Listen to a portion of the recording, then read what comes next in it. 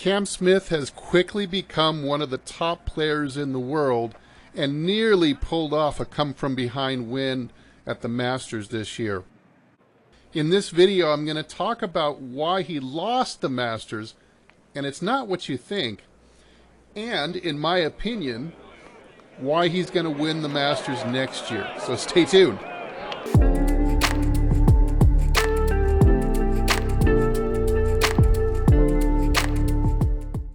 Well, most viewers think that Cam Smith's demise at the Masters came at the 12th hole when he hit the ball in Rays Creek and made a triple bogey. That's not actually why he lost the Masters. In my opinion, that was simply a tactical error where he got too aggressive too early. So instead, I'd like to offer an alternative theory that can be found simply looking at Cam's driving stats. Now, while he's middle of the pack in distance, at about 296 yards per drive. That's about the tour average. However, for the year, he's 144th in driving accuracy at only 56.6%. So he's simply not hitting the ball straight enough.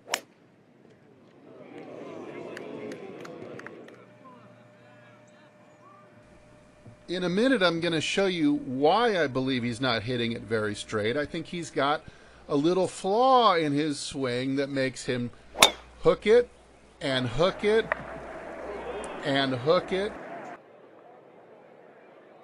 and hook it some more. So let's look at Cam's strengths and why I think he's going to win the Masters next year.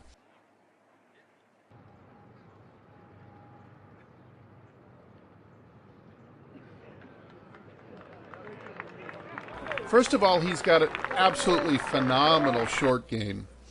I mean, look at this pitch over a bunker, and it's downwind.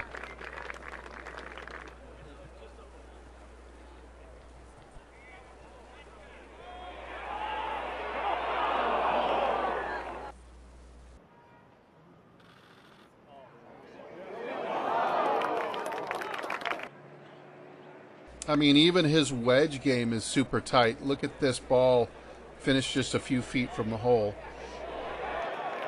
Another strength I think he has that you have to win at Augusta, and that's fearlessness. All right, so let's take a closer look at the move he makes in his swing that I believe he's actually working very hard to fix, and you can see evidence of that as well. Now, this is really subtle, so look carefully. As he approaches the top of his swing, the club gets a little bit loose and crosses the line and kind of points off to the right. Now, this is when you can tell he's probably about to hit a bad shot. Not always, but most of his bad shots come when the club gets across the line at the top, and then when it starts down, this is where he's getting in the trouble.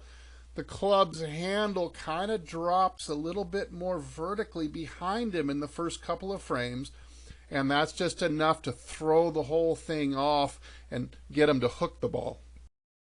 Now, his best swings came when the club at the top was a little tighter, didn't quite cross the line as much, and subsequently the initial move of the handle was a little bit more out to the ball, as you can see in this one.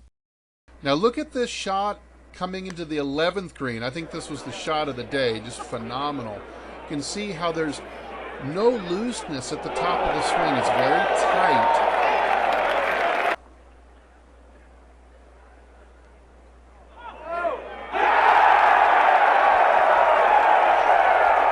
Here's another tight swing with the hybrid coming into the 15th green where he hits it exactly where he wants to. Again, the swing is tight at the top, doesn't get loose and cross the line.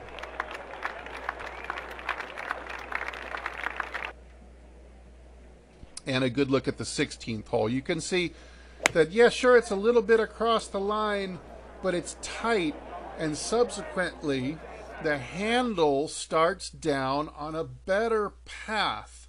Rather than getting dropped down behind vertically, instead it kind of angles out towards the ball as he starts down. Now, usually what happens when you try to fix a swing is you can make the change on your irons first and some swings that don't require a lot of power, but it's when you reach back for everything and try to hit it hard, that's usually when your old bad habits tend to come out more. Now, I believe that by next year's Masters, Cameron Smith is going to have this little idiosyncratic move at the top of his swing, all tightened up. And I think with his short game and his fearlessness, I think he's going to take it. What are your thoughts? Who do you think is going to win the Masters next year? Maybe you think Tiger Woods will make a huge comeback and win. Leave it in the comments below. Hey, thanks for watching. I'm Steve, and as usual, I'll either see you in the next video or I'll see you longer and straighter down the fairway. Everybody take good care.